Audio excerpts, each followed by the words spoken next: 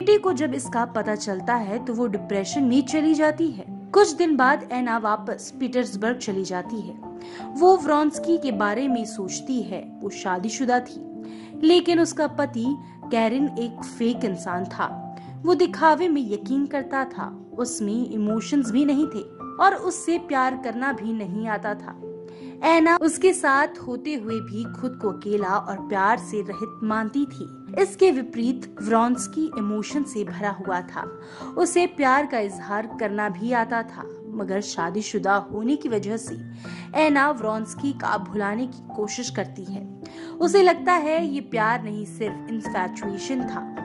लेकिन व्रोंस्की एना के प्यार में उसके पीछे पीछे पीटर्सबर्ग चला जाता है और वहां दोनों की मुलाकातें होने लगती हैं। इससे दोनों एक दूसरे के और करीब आ जाते हैं। इसी बीच एना व्रोंस्की की कजिन बेस्टी से मिलती है, जो काफी खुले विचारों की थी। उसे एक्स्ट्रा मैरिटल अफेयर से कोई आपत्ति नहीं थी, बेशर्ते कि प्यार सच्चा हो। बेट्सी अपने लिबरल और विचारों से एना की सोच को काफी प्रभावित करती है। एक दिन एना अपने पति कैरिनिन के साथ एक पार्टी में जाती है। वहां वो व्रोंस्की से मिलती है। वो उससे कहती है कि किटी उससे चाहती है, लेकिन व्रोंस्की कहता है कि वो तो एना से प्यार करता है। बाद में कैरिनिन अकेले ही घर चला जाता है, क्योंकि उसे एना कहीं नजर नहीं आती। वो रात को एना से पूछता है उससे और व्रोंस्की के बीच में क्या चल रहा है, लेकिन वो कहती है कि उन दोनों के बीच कुछ भी नहीं है। एक दिन व्रोंस्की घुड़सवारी प्रतियोगिता में भाग लेता है। एना और कैरिनिन भी वहां से रेस देखने आए होते हैं। वहां कैरिनिन देखता है कि एना व्रोंस्की के कुछ ज्यादा ही दिलचस्पी ले रही थी। इस बीच व्रोंस्की एक गलती कर देता है, उसका घोड़ा गिर जाता है। ये देखकर एना बहुत परेशान हो जाती है। बाद में कैरिनिन जब एना से व्रोंस्की के बारे में पूछता है तो वो कबूल कर लेती है कि वो व्रोंस्की से प्यार करती है। ये सुनकर कैरिनिन को काफी शौक लगता है, लेकिन ऐसा इसलिए नहीं होता कि वो एना से प्यार करता था, बल्कि उसे लगता था कि वो एक मुकम्मल आदमी है और कोई भी औरत उसकी पूजा करेगी। इसी बीच किटी मानसिक शांति की तलाश में जर्मनी चली जाती है और वहां एक स्पा में अपनी थेरेपी शुरू करती है। वहां से लेविन का बीमार भाई निकोलाई भी मिलता है। वो वहां थेरेपी के लिए आया हुआ रहता है।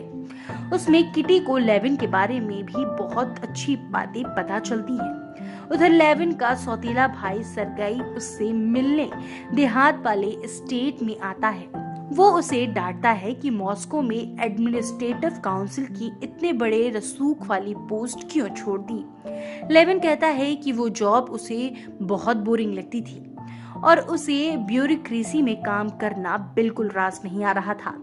लेविन स्टेट पर किसानों के साथ काम करना जारी रखता था। वो नए परिवर्तन करना चाहता था, लेकिन जब वो नए इंस्ट्रूमेंट्स लेकर आया तो किसानों ने उन्हें इस्तेमाल करने में कोई रुचि नहीं दिखाई और धीरे धीरे लेविन और फ्रस्ट्रेट हो गया। एक दिन वो डॉली से मिलने घर जाता है। किटी भी जब घर लौट आई थी, डॉली ने लेविन से कहा कि किटी से बात करे। लेविन और किटी एक डिनर पार्टी में एक दूसरे से बात करते हैं। उनके दिलों में एक दूसरे के लिए प्यार पनप उठता है और वो जल्दी ही शादी के बंधन में बंध जाते हैं। वहीं दूसरी ओर एना से पति की तलाक मांगती है, लेकिन कैरिनिन तलाक देने से इनकार कर देता है और कहता है कि दुनिया के सामने उन्हें अभी पति पत्नी की तरह नजर आना चाहिए। वो नहीं चाहता था कि समाज में उसकी बदनामी हो। मगर इसके बाद एना अपने देहात वाले घर में रहने चली जाती है।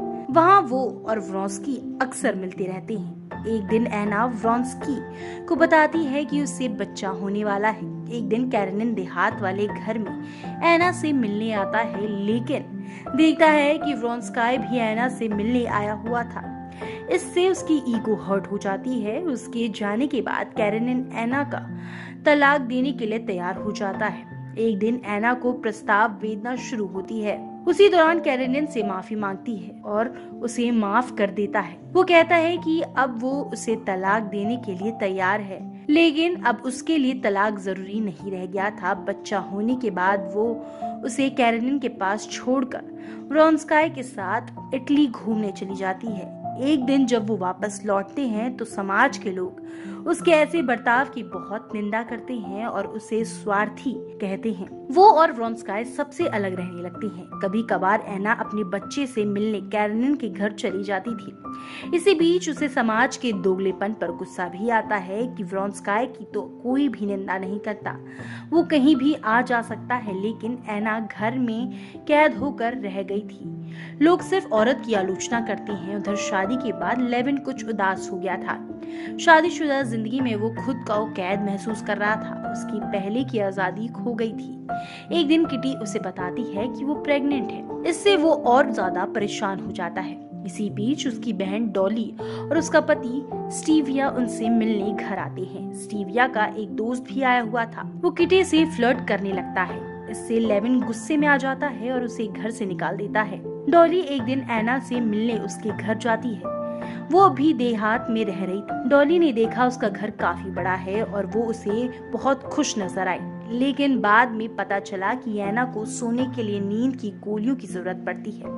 एक दिन लेविन और किटी रहने के लिए मॉस्को चले जाते हैं। वहाँ की महंगाई देखकर उन्हें बहुत हैरानी होती है। लेविन फिर से लोकल पॉलिटिक्स से जुड़ जाता है, इलेक्शन आदि में भाग लेता है। इस बीच किटी एक लड़के को जन्म देती है, लेकिन लेविन का अपने बेटे के प्रति मिक्स्ड इमोशन पैदा हो रहे थे। उसे समझ नहीं आ रहा था कि वो अपने बेटे से प्यार करता है या नहीं। उधर एना की खींच दिन प्रतिदिन बढ़ती जा रही थी। उसे लग रहा था कि व्रोंस्काई उससे पहले जैसा प्यार नहीं करता।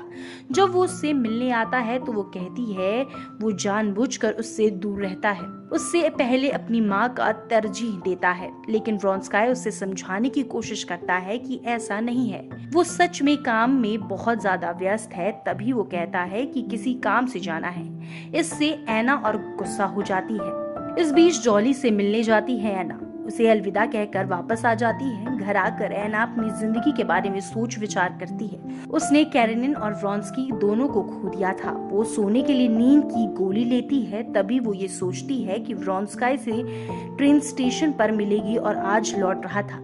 ये सोचकर वो ट्रेन स्टेशन पहुंच जाती है। उस पर नींद की गोलियों का नशा था और दिल में बहुत निराशा भरी हुई थी। तभी एक ट्रेन आती है। एना अपने दुख में तीव्र एहसास होता है कि वो ट्रेन के आगे कूदकर अपनी जान दे देती है। 2 महीने बाद लेविन, उसका सौतेला भाई सर्गिन और व्रोंस्काई स्लाविक दोनों लोग आंदोलन में उसका साथ देने के लिए सर्बिया जाते हैं। स्लैव्स लोग टर्की में आजादी के लिए आंदोलन कर रहे थे। किटी लेविन के उदास मूड को देखकर अक्सर परेशान हो जाती थी। लेविन मिडिल लाइफ क्राइसिस से जूझ रहा था। उसे समझ नहीं आ रहा था कि जिंदगी आखिर है क्या। एक दिन वो एक किसान को कहते हुए सुनता है कि जिंदगी का मतलब सिर्फ अपने पेट को भरना नहीं है, बल्कि ईश्वर में विश्वास रखते हुए अच्छाई के लिए खुद को समर्पित कर देना ही जिंदगी का असली मतलब है। ये सुनकर लेविन को नई दिशा मिल जाती है। उसे लगता है कि वो अपने स्वार्थ की वजह से दुखी रहता है। इससे बदले में अब उसे दूसरों की खुशी के लिए काम करना है। एक दिन भयंकर तूफान आता है। सब लोग एक घर में शरण लेते हैं। तभी लेविन देखता है कि किटी और उसका बेटा अभी भी बाहर है। वो उन्हें लेने दौड़कर बाहर जाता है। तभी एक ओक का पेड़ उखड़ कर गिरता है। लेविन किसी अनहोनी के डर से कांप उठता है, लेकिन तभी दिखता है कि किटी और उसका बेटा सकुशल है। पहली बार लेविन को एहसास होता है कि वो अपने बेटे से कितना प्यार करता है। ये देखकर किटी भी खुश हो जाती है। लेविन सबको लेकर घर के अंदर चला जाता है।